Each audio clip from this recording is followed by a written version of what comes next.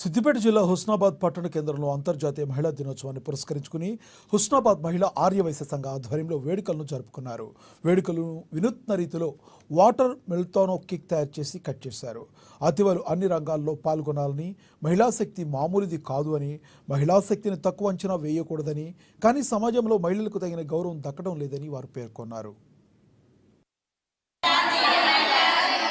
అంతర్జాతీయ మహిళా దినోత్సవం పురస్కరించుకొని మేమంతా మహిళలమంతా కలిసి ఈరోజు కేక్ కట్ చేయకుండా ప్రకృతిలో వచ్చే పండును వాటర్ మిలన్ తీసుకొచ్చి అదే కేక్ లాగా కట్ చేసుకున్నాము.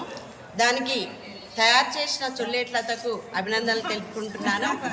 ఇంకా మహిళలు అధిక సంఖ్యలో పాల్గొన్నారు. స్త్రీ లేనిదే ఏది లేదు. స్త్రీ గురించి చెప్పాలంటే చాలా చెప్పుకోవచ్చు. ఒక స్త్రీ గృహంలోనైనా, బడిలోనైనా, గుడిలోనైనా ఈ మూడిట్లో స్త్రీ సాధించితే ప్రపంచాన్ని సాధించినట్టని చాలామంది చెప్తారు.